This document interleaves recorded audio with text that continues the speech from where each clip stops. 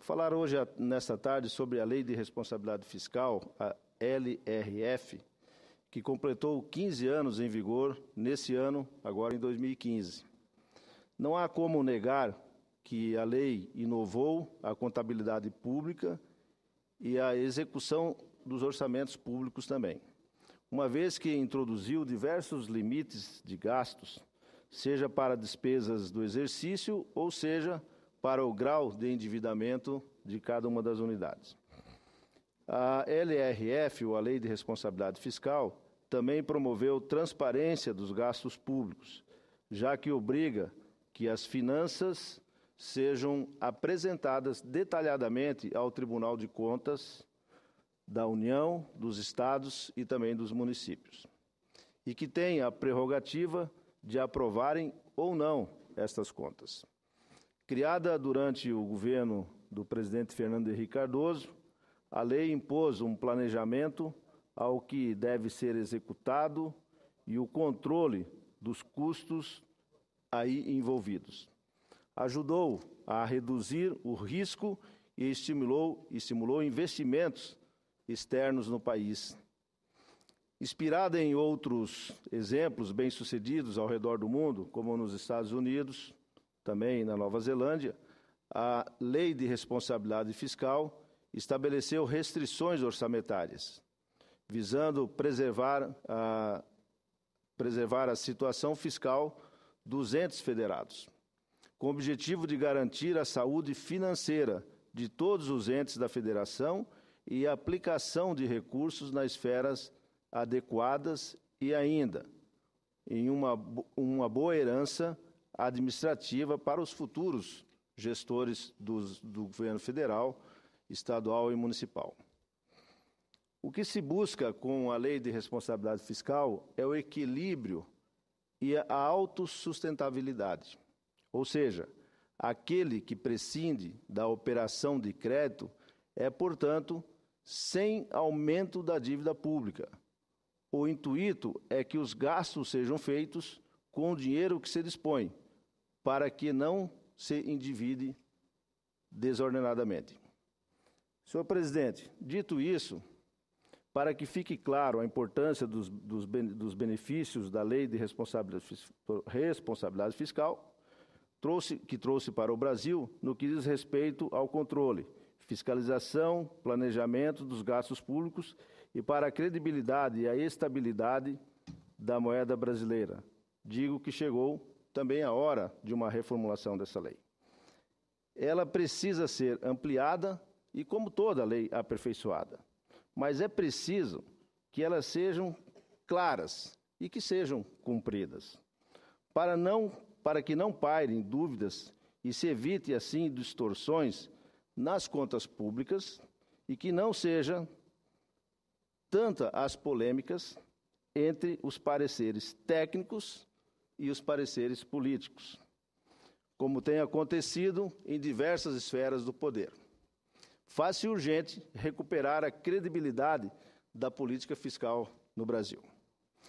Colegas senadoras e senadores, em entrevista recente, o ministro da Fazenda, Joaquim Levy, disse que a Lei de Responsabilidade Fiscal continua prestando excelentes serviços ao país, mas que no novo sistema de avaliação da qualidade dos gastos deve prosperar a combinação de uma lei com a atitude política do setor público. Aí, senhor presidente, que vem a segunda parte dos meus comentários, porque nós estamos vivendo exatamente isso. Todos nós queremos que a lei seja cumprida, os entes federados são obrigados a respeitarem a lei, mas as pedaladas fiscais que nós estamos ouvindo e que agora o Tribunal de Contas da União começa a pedir explicações ao governo, foi porque essa lei que vinha aqui ressaltar um dos seus 15 anos, debutando aqui como se fosse uma jovem, né, ela não foi observada nesse período. E como não foi observada, os problemas que nós estamos hoje vivenciando, os problemas que nos fazem seguir um caminho de arroxo fiscal, arroxo monetário, ajuste fiscal, foi porque desajustou aí atrás. Porque se tivéssemos, nesses 15 anos, convivido e respeitado esta lei, nós não teríamos a situação que temos hoje. E se pegarmos alguns estados da Federação Brasileira, e eu quero citar o exemplo do meu estado, o estado de Mato Grosso, que nesses 15 anos, a começar lá atrás ainda com o governador Dante de Oliveira, já falecido, depois o governador Dante passou 8 anos no governo, eu passei mais 8 anos, o governador Simval 4 anos e agora o governador Pedro Táxi. As contas do estado de Mato Grosso são contas tranquilas.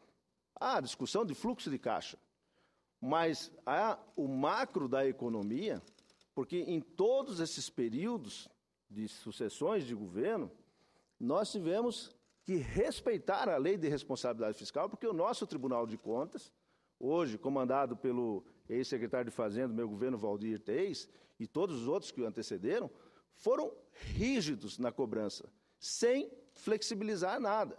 Portanto, o estado de Mato Grosso andou na linha e que era a mesma linha que o governo brasileiro deveria ter andado. Bem, se ele não andou, hoje, então, está sendo pedido à nação brasileira um ajuste fiscal e um arroxo monetário, aonde o crédito sumiu da praça, ninguém mais tem dinheiro para nada, construtoras não recebem do governo, construtoras não conseguem crédito na praça, não tem banco que os financie, porque as construtoras elas têm crédito com o governo, quer ser estadual ou federal. Quem empresta dinheiro quer saber de onde vem o dinheiro para pagá-los, não é verdade, presidente? Se não tem, por parte do governo, o comprometimento do pagamento em dia, é óbvio que os bancos vão entender que não vão receber no dia também, já que essas empresas são empresas especializadas na construção de rodovias, de ferrovias, de pontes, e são empresas que trabalham no 100%, pode-se dizer, para os governos estaduais, os governos federais e também nos municipais. Então, eu quero dizer aqui, senhor presidente, da importância dessa lei, mas mais que a lei, é o cumprimento da lei. As pedaladas que foram dadas ou que foram feitas no ano 2014, com notório saber e intuito da campanha eleitoral, a conta chegou. A conta está aí e todos nós estamos pagando. E muitos me pedem, senhor presidente Eumano, quando que vai melhorar? E eu tenho sido sincero. Senhor, vai piorar muito antes de melhorar ainda. Porque o arroxo, a lição de casa que tem que ser feita, ela é muito grande. E como na casa de todos nós, se gastamos mais em determinados períodos, temos 2 providências a fazer. Economizar e colocar mais gente para produzir, mais gente para trazer salário, trazer dinheiro para dentro de casa para poder pagar o cartão de crédito. Então, senhor presidente, eu, em 2014, por várias vezes subi nessa tribuna, ou subi a esta tribuna, para, junto com outros colegas que aqui passaram e se manifestaram naqueles períodos, dizendo que a conta viria no futuro, que não era possível a gastança desordenada como estava sendo feito, as desonerações como estavam sendo feitas, muitas leis que aprovamos aqui nesse Senado, na Câmara, várias vezes subiram aqui, vários sindicatos, muitas pessoas, bateram muitas fotos, e eu ali do meu lugar falava com meus colegas sempre, olha, cada subida dessa turma para bater foto aqui vai custar R$1 bilhão a mais para a União. Todo mundo só pensa em fazer benefícios. Todos querem fazer benefícios, todos querem abrir a mão, todos querem doar, mas quem trabalha nesse país? O trabalhador trabalha com as empresas precisam ser respeitadas, as empresas precisam ter um ambiente de trabalho, um ambiente de negócios que faça com que elas, no final do mês, no final do ano, tenham condições de pagar os salários dos seus trabalhadores, cumprir com os seus fornecedores, pagar os seus impostos e ainda sobrar algum lucro. Porque Ninguém trabalha de graça. Ninguém pode trabalhar de graça. Todos, absolutamente todos, têm direito a um lucro justo, um lucro decente, para que as suas atividades, as suas empresas continuem crescendo. Então, senhor presidente, eu fiz uma parte hoje aqui ao senador Cristóvão, quando disse isso. Infelizmente, no nosso país, ou aqui no Senado e na Câmara, eu vejo muito pouca gente se preocupar com que aqueles que efetivamente são os responsáveis no final do mês para pagar os impostos, pagar os salários e fazer com que esse país ande para frente, que são as empresas, grandes, pequenas, médias. Senhor presidente, quando criamos aqui uma determinada legislação, não olhamos para se a empresa é pequena, se ela é média, se ela é grande, achamos que todo mundo ganha igual e que todo mundo tem a mesma responsabilidade e deve ter a mesma responsabilidade. E eu digo para Vossa Excelência que não deve ser assim, que nós temos que ter mais cuidado ao aprovar, ao discutir algumas matérias, porque uma padaria, uma confeitaria, e aonde esses caras levantam 3 horas da manhã, 4 horas da manhã, às vezes não vão nem dormir, é uma atividade permanente. Se você pegar esse pequeno negócio desse cidadão, eu não sei se sobra para ele, senador Benedito, 25 mil, 30 mil reais por mês no negócio dele, eu acho que não sobra. Acho que não sobra. E qualquer funcionário público, aqui, dos controles, quer seja do Ministério Público, da Justiça, enfim, aqui no Congresso, deve ter muita gente de 25 mil reais por mês, de 15 mil, de 18 mil por mês. Sem nenhum risco. Sem nenhum risco. E o cidadão está lá, 4, 5, 10 empregados, luz, água, trigo, fermento, trabalhando todo dia. E não sei se sobra para ele 15 mil ou 20 mil por mês. E quando vem a lei, e quando fizemos ou fazemos a lei aqui, achamos que todo mundo é Ford, todo mundo é Fiat, todo mundo é Vale do Rio Doce, todo mundo é Petrobras, todo mundo é grande. Não é assim que funciona nesse país. Não podemos generalizar, não podemos querer olhar todos iguais quando somos diferentes. Tem coisas que são colocadas sob a responsabilidade de determinadas empresas que elas conseguem cumprir, outras não. E, no entanto, as penalidades são iguais para os grandes, para os pequenos, para os médios. Então, senhor presidente, eu, ao vir à tribuna e comemorar os 15 anos da Lei de Responsabilidade Fiscal, não posso passar também por esse assunto, ainda que rapidamente, de dizer o quanto nós estamos desestruturados no setor produtivo desse país.